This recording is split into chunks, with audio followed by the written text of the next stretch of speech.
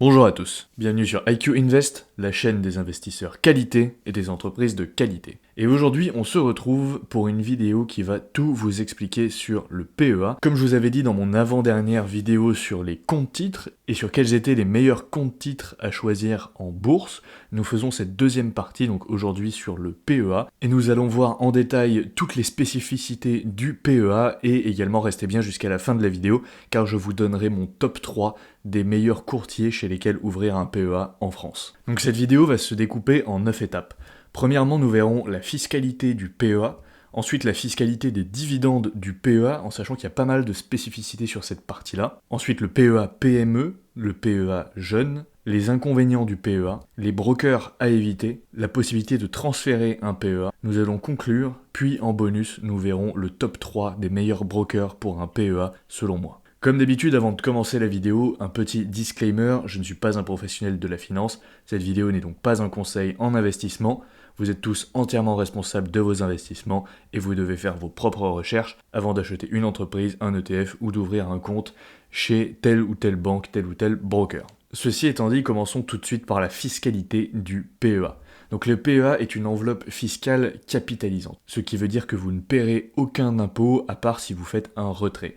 Et justement, après 5 ans de détention, vous ne payez pas d'impôt sur le revenu, sur les retraits, donc vous ne payez que les 17,2% de prélèvements sociaux sur les plus-values et les dividendes. À l'inverse d'un compte titre, par exemple, sur lequel vous allez payer les 30% de flat tax qui sont composés d'impôts sur le revenu et des 17,2% de prélèvements sociaux. Également, vous ne pouvez détenir qu'un seul PEA par personne majeure résidente en France. On ne peut acheter que des actions européennes sur le PEA et principalement que des entreprises dans l'Union européenne. Donc par exemple, vous ne pourrez pas acheter d'entreprises britanniques ou d'entreprises suisses, mais il y a quand même quelques exceptions comme les entreprises norvégiennes par exemple. Et également, il y a un plafond de versement de 150 000 € sur le PEA, mais attention, c'est bien un plafond de versement, donc ça veut dire que votre PEA peut être beaucoup plus gros en y intégrant les plus-values et dividendes que vous aurez fait dessus. Et justement, en parlant des dividendes, nous allons voir la fiscalité sur les dividendes car elle est un peu technique. Le PEA est en effet une enveloppe capitalisante, donc il n'y a pas de taxe tant qu'il n'y a pas de retrait. Ce qui veut dire que quand vous touchez un dividende sur le PEA, vous n'allez pas payer d'impôt dessus, à l'exception de la retenue à la source, comme on va le voir juste après, mais vous ne paierez des impôts sur votre dividende que si vous faites un retrait de votre PEA. À l'inverse d'un compte titre, par exemple, où vous allez payer des impôts sur votre dividende dès qu'il sera versé sur votre compte. Donc dans le cas des sociétés françaises sur le PEA, vous ne payez pas d'impôts sur les sociétés, donc vous ne payez que 17,2% de prélèvements sociaux à la sortie, et vu qu'il n'y a pas de retenue à la source sur les sociétés françaises, si vous réinvestissez votre dividende, vous payez 0% d'impôts, donc vous ne payez rien à partir du moment où vous ne faites pas de retrait. À l'inverse d'un compte titre, comme vous pouvez le voir à droite, où vous payez 30% d'impôts dès que vous touchez le dividende. Par contre, à noter que pour les autres pays, donc les autres pays européens, la retenue à la source n'est pas récupérable. Ce qui fait que si vous touchez par exemple un dividende venant des Pays-Bas, comme vous pouvez le voir dans le tableau de droite, vous avez une retenue à la source de 15%. Ce qui fait que si vous réinvestissez votre dividende dans le cadre du PEA, vous allez payer ces 15% de retenue à la source et c'est tout. Par contre, si vous faites une sortie du PEA, attention parce que du coup vous aurez payé les 15% de retenue à la source, mais vous allez rajouter à ça les 17,2% de prélèvements sociaux. Ce qui fait que vous allez payer au total 32,2% d'impôts sur un dividende perçu aux Pays-Bas. À l'inverse d'un compte titre, ou sur un compte titre, vous n'allez payer que 30%, puisque sur compte titre, vous payez les 15% de retenue à la source, toujours sur un exemple d'un dividende provenant des Pays-Bas, auquel vous rajoutez les 30% de flat tax, donc vous payez 45%, mais vous pouvez faire un crédit d'impôt des 15% que vous avez payé aux Pays-Bas, ce qui fait que ça ramène le tout à 30%. Par contre, à noter que vous ne pouvez récupérer que 15% à chaque fois de crédit d'impôt sur les dividendes, donc pour les pays qui imposent plus de 15% de retenue à la source, vous allez payer beaucoup plus. Si on prend le cas de la Belgique qui retient 30% à la source, vous payez 45% sur le compte titre, puisque vous payez 30 plus 30, moins 15. Et également, vous pouvez voir que comme ça, vous pouvez vous dire, oui mais ok, mais du coup c'est plus rentable de percevoir des dividendes sur un compte titre que sur un PEA, puisque, à part pour le cas de la France, je paye moins d'impôts in fine sur le compte titre que sur le PEA. Puisque comme vous pouvez voir, à droite par exemple, si on prend le cas de l'Allemagne, vous allez payer en tout 43,6% d'impôts sur le PEA versus 41,4% sur le compte titre. Mais ça, c'est sans compter le réinvestissement des dividendes. Car en effet, si vous êtes en phase de capitalisation, il vaut mieux réinvestir un dividende sur lequel vous allez payer 15% de retenue à la source ou 26,4% par exemple, que percevoir un dividende sur lequel vous allez directement payer la flat tax de 30 ou plus en fonction du pays, et le réinvestir ensuite. Dans le tableau de droite, je vous ai également mis quelques pays qui sont hors PEA, donc la Grande-Bretagne, USA, Canada, Suisse, qui sont les plus connus, et vous pouvez voir d'ailleurs que le taux de retenue à la source en Suisse est énorme, hein, c'est 35%, donc faites attention à ce niveau-là. Et également, petit point à préciser sur ce tableau de droite, tous les chiffres, je suis allé les chercher sur internet, et notamment aussi grâce au rapport de Before Bank, mais si jamais il y a des erreurs ou des montants qui changent, et que vous voyez des erreurs dans ce tableau, surtout n'hésitez pas à me les dire en commentaire, et je mettrai une version corrigée du tableau en description, si jamais il y a des corrections à faire. Ok, maintenant qu'on a fait le tour sur la fiscalité et les dividendes, voyons les deux autres enveloppes adjacentes au PEA, à savoir, premier point, le PEA PME, dans lequel il est possible d'investir dans des PME européennes qui ont moins de 5000 salariés, qui réalisent un chiffre d'affaires maximum de 1,5 milliard d'euros, et qui ont un total des actifs au bilan inférieur à 2 milliards d'euros. Donc le PEA PME a un plafond de versement de 75 000 euros, mais à part cette spécificité, tout est identique au PEA en termes de fiscalité. Donc si vous additionnez le PEA PME et le PEA, au final ça vous fait une enveloppe de 225 000 euros maximum. Moi je vous conseille d'en ouvrir un quoi qu'il arrive pour prendre date, mais sachez qu'il n'y a aucun ETF disponible sur le PEA PME, donc si vous en ouvrez un, ça sera forcément pour faire soit du stock picking, soit pour investir sur des fonds small cap, comme par exemple les célèbres fonds Indépendance AM, qui sont très performants. Mais attention, car même sur ces fonds qui sont performants, vous allez payer beaucoup de frais, donc renseignez-vous bien sur les frais avant d'investir dans un fonds. Ensuite, donc, il y a le PEA jeune, qui est identique au PEA, mais qui permet d'investir dès 18 ans pour une personne qui est rattachée au foyer fiscal de ses parents. Donc ça, c'est très bien également pour prendre date sur son PEA, et moi, je vous conseille d'en ouvrir un le plus tôt possible si vous êtes dans cette situation. Et à noter qu'il se transformera automatiquement en PEA, vous n'avez rien à faire, soit à vos 25 ans, soit si vous quittez le foyer fiscal de vos parents. Maintenant, à noter qu'il y a quand même quelques inconvénients inhérents au PEA.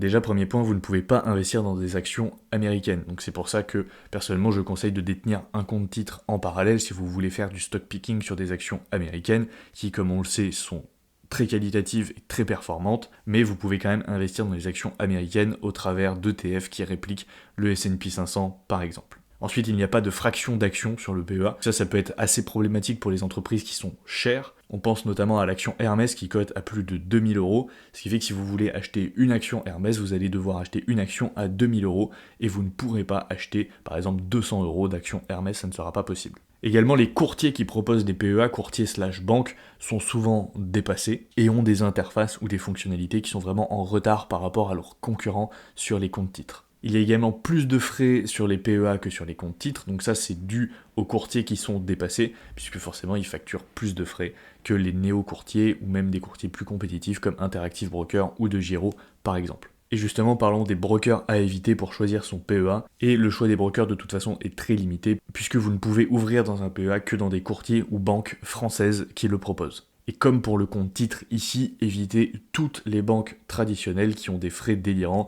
comme la BNP Paribas, le Crédit Agricole, la Société Générale ou d'autres. Toutes les banques qui ont des agences physiques en général et qui ne sont pas des banques en ligne, évitez-les. Mais rassurez-vous, même si vous avez déjà ouvert un PEA dans une de ces banques par exemple, et que vous estimez que ce n'était pas le meilleur endroit pour ouvrir votre PEA, vous pouvez toujours le transférer assez facilement et assez rapidement. Personnellement, je l'ai déjà fait, j'avais ouvert mon premier PEA chez Fortuneo, et je l'ai transféré chez Bourse Direct pour économiser un petit peu sur les frais. La démarche a pris environ 1 mois, c'était relativement facile, il y a juste un formulaire à remplir, vous payez des frais de transfert, donc moi pour ma part ça a été 45 euros qui sont prélevés chez Fortuneo mais qui sont remboursés par Bourse Direct. Et donc maintenant si on conclut, ouvrez un PEA quoi qu'il arrive dès vos 18 ans pour prendre date, même si vous n'investissez pas, tout simplement car ça ne vous coûtera rien et ça vous permettra de bénéficier le plus tôt possible des avantages fiscaux après 5 ans de détention. Également, ouvrez un PEA PME ainsi qu'un compte titre. Et pour les comptes titres, si vous n'avez pas vu ma vidéo sur les meilleurs courtiers, je vous invite à aller la voir, je vous la mettrai en description et en haut à droite de la vidéo. Et vous pouvez ouvrir ce PEA PME et ce CTO, même si vous n'investissez pas dessus également, ça vous permettra de prendre date. Et pour le compte titre, ça vous permettra d'en avoir un. Et vous ne paierez rien encore une fois, moi, il y a aujourd'hui énormément de comptes titres qui proposent des comptes sans frais de garde, donc même si vous n'achetez rien dessus, vous ne paierez rien. Et également, donc prenez un courtier avec le moins de frais possible, et ça c'est valable à la fois pour le PEA, mais aussi pour le compte titre. Et côté PEA, profitez de l'enveloppe capitalisante et ne faites pas de retrait. Et même après 5 ans, essayez de garder cette enveloppe capitalisante le plus longtemps possible, et donc ne retirez pas votre argent, car tant que vous réinvestissez vos dividendes et vos gains sur le PEA, vous n'êtes pas imposé. Et même s'il y a des retenues à la source sur les dividendes d'autres pays européens, comme on l'a vu précédemment, ce sera toujours plus rentable de payer la retenue à la source et de réinvestir le dividende directement que de payer la totalité de la flat tax dès que vous touchez le dividende. Et comme promis, donc terminons la vidéo par le top 3 des meilleurs brokers selon moi chez lesquels ouvrir un PEA, et en premier point nous retrouvons évidemment Bourse Direct, qui est le moins cher en France, mais par contre attention, Bourse Direct a une interface qui donne envie de fuir, elle est vraiment très dépassée, mais par contre vous pouvez retrouver beaucoup d'actions européennes, la totalité des actions françaises, et c'est le moins cher, donc déjà ça en fait un très bon argument. Ensuite, en deuxième position, on retrouve Fortuneo, qui est la moins chère des néobanques au niveau du PEA. Donc là, ça peut être sympa si vous voulez tout centraliser chez eux. Moi, c'était ce que j'avais fait au début, puisque personnellement, j'ai des comptes chez Fortuneo, et donc ça me permettait d'avoir tout au même endroit. Donc si vous êtes dans cette situation, n'hésitez pas à ouvrir un PEA chez Fortuneo, par exemple. Et en troisième position, on retrouve Boursobank, qui est un peu l'équivalent de Fortuneo. C'est aussi abordable, mais il est un peu plus cher que le PEA de Fortuneo, celui de Boursobank, mais ça peut être sympa également si vous voulez tout centraliser chez eux et que vous ne voulez pas vous prendre la tête à faire des virements vers des PEA externes. Donc si ça vous intéresse d'ouvrir des comptes parmi ces 3 courtiers / banques, je vous mettrai des liens de parrainage en description, donc n'hésitez pas à cliquer dessus, ça vous permettra de bénéficier des offres de parrainage, et il y a des offres assez sympas chez ces 3 courtiers, donc ça vous permettra non seulement de soutenir la chaîne, mais en plus de gagner un peu d'argent au passage. Donc la vidéo est terminée, merci à tous de m'avoir suivi, merci à ceux qui sont restés jusqu'à la fin, n'oubliez pas de laisser un pouce bleu sous la vidéo, dites-moi également en commentaire chez quel courtier vous avez votre PEA, n'oubliez pas évidemment de vous abonner à la chaîne si ce n'est pas déjà fait, et d'aller me suivre sur Instagram @iqinvest.fr. À noter que sur Instagram, je publie également des posts sur les résultats des entreprises. En ce moment, c'est très intéressant. Si vous voulez suivre l'actualité de certaines entreprises que personnellement j'ai en portefeuille ou dans ma watchlist, vous pouvez retrouver toutes les annonces de résultats sur mon compte Instagram. Et sur ce, moi je vous dis à la prochaine pour une nouvelle vidéo. Ciao.